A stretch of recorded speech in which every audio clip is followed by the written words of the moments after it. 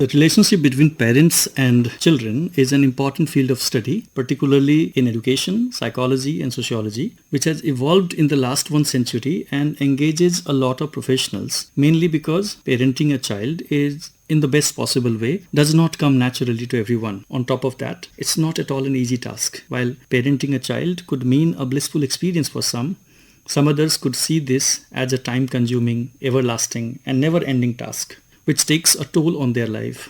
Parents do certain things, sometimes even unknowingly, which have a long-lasting impact on the children and goes on to become a part of their personality. It's perfectly normal for anyone to have bad days, including parents, but if their behavior and action are constant or show a certain type of pattern, it is worth taking a look at how they impact the person a child ends up becoming. Parenting has a direct impact on the psyche of a child, therefore it is imperative to discuss how parenting, particularly the harmful one, often termed as toxic parenting, has an impact on the mental and physical well-being of a child. In the discipline called child psychology, we study how children grow physically. We also try to understand their mental, emotional, and social development. Due to this reason, child psychology is often also referred to as developmental psychology.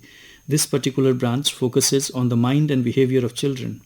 Child psychology is all about understanding how kids think, feel, and behave as they grow up. It's like peeking into their world to figure out what's going on inside their heads and hearts.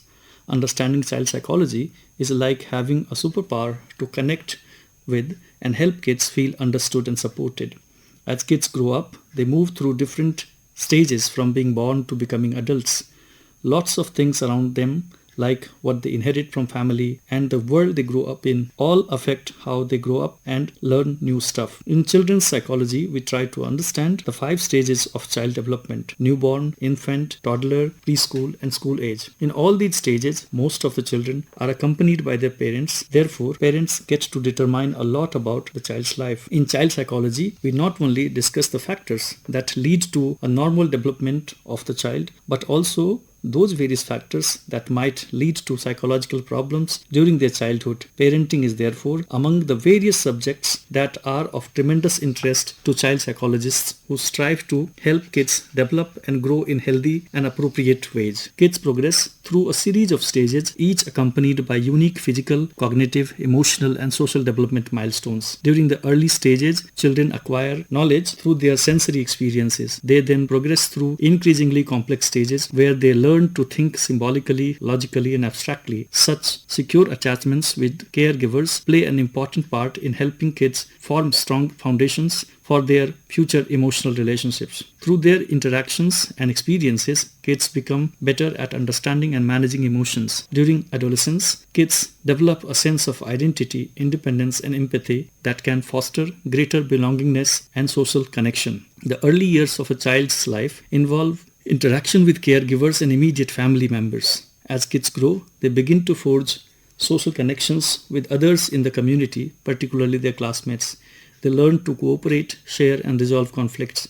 During middle childhood and adolescence, friendships take center stage and help kids shape their social identity and sense of self within their communities. The culture a child lives in contributes a set of values, customs, shared assumptions, and ways of living that influence development throughout the lifespan. Culture may play a role in how children relate to their parents, the type of education they receive, and the type of childcare that is provided to them. At this point, it can be said that all parents make the occasional mistake while learning how to raise their kids, and in most cases, that's nothing to be ashamed of, as we can't get it all right all the time. But there are a few parenting traits that need to be addressed immediately for the health and happiness of the family, particularly that of the children. Parents are also human beings, make mistakes or do potentially damaging things to their kids, though sometimes unintentionally, but their actual impulse is to make things right. However, a toxic parent is more concerned with their own needs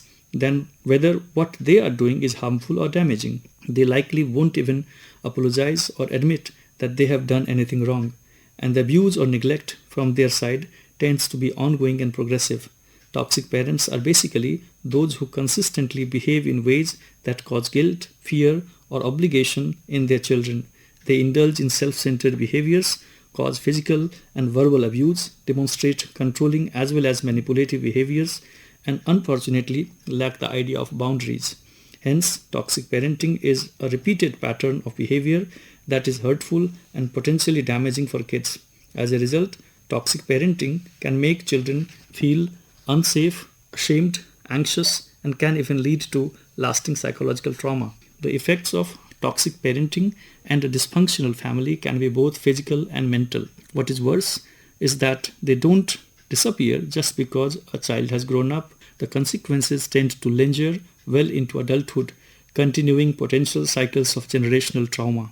The term toxic parent encompasses an extensive range of harmful behaviors, all of which serve to undermine a child's sense of self-worth, stability, and overall mental well-being. A toxic mother or father can be controlling, demanding, and harsh, putting the child at high risk for long-term mental and physical health issues well into adulthood. Toxic parent traits include deeply disturbing behaviors that can affect a child's mental health at any age. Toxicity can be deceiving because it's not always about obvious and overt abuse. Subtle demeanors, actions, and behaviors by a toxic parent can harm a child's well-being and development. Toxic parents might be verbal belittlement, emotional manipulation, and or physical intimidation to control their children. There are several traits of toxic parenting. However, to name some of the most important ones, we could say that it is actually begins on part of the parents with not understanding that every child has their own path. Furthermore, making children choose side between parents, denying a child's reality, being overly controlling, leveraging guilt, not managing one's own emotions, commenting on the body and eating habits of a child, lack of boundaries, making comments about how they make people feel are some of the red flags of toxic parenting. It goes without saying that toxic parenting has tremendous effects on the well-being of a child. Therefore, all it takes is to realize that one has been exposed to toxicity. It may be helpful to recognize that many behaviors one has learned are toxic. One might have viewed damaging experiences one had growing up as quite normal. However, with a little bit of work, these learned behaviors can be unlearned and modified. This isn't an easy task,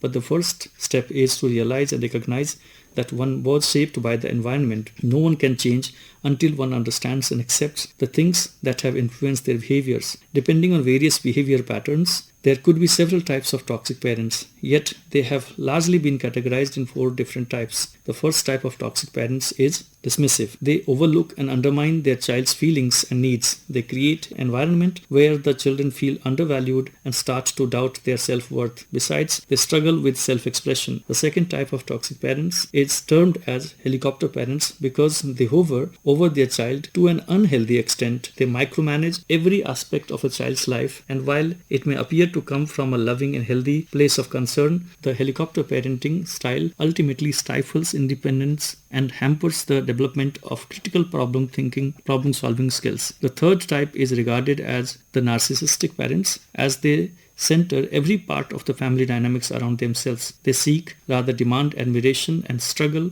to empathize with anyone else's needs, including their children's. Children raised by parents with narcissistic tendencies often have a difficult time establishing and maintaining healthy relationships later in their life due to the environment they grew up in. And finally, the fourth type of toxic parents are either passive or permissive. This type of parents avoid confrontation at all costs. They have difficulty maintaining expectations for the children and typically won't set boundaries or demands. Their household tends to have little structure and they rarely punish their children. Children who grow up with permissive parents can have a chaotic path in life and might struggle with authority. If we were to look for the signs of a toxic parent in a nutshell, then first of all, it's their being verbally abusive. Their abusive nature has far-reaching emotional and psychological ramifications, translating as far as into physical violence.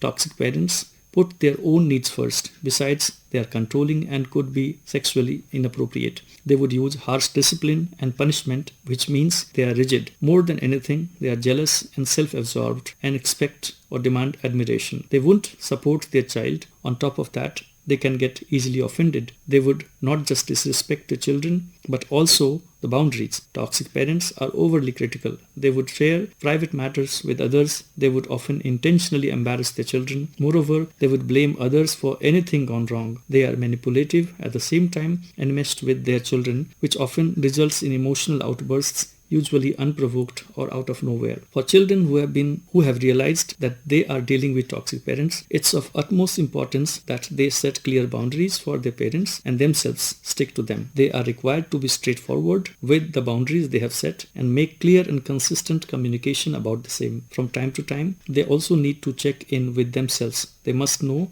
that their feelings are valid, so they need not try to change them. It's particularly very important to be realistic in order to avoid any unhealthy expectations. They must be mindful about what they share with their parents. They require a support system, so they must find one. They also need to practice self-care, for which they must learn to detach with compassion, as there is no point in playing the blame game. To cope with the effects of toxic parenting, could even start journaling in order to document their experiences. At the end, it is recommended that they talk to someone they trust. Best would be if this person could be a therapist. For those who are co-parenting with a toxic parent, it is of utmost relevance that they come up with ways to advocate for the children and set boundaries. While doing so, they must maintain a working relationship with their former partner or spouse. Such parents ought to show their kids some extra empathy. But to those parents who have realized that they have got some toxic parenting traits, it can be said that they are not necessarily a toxic parent just because they have engaged in some less than ideal habits.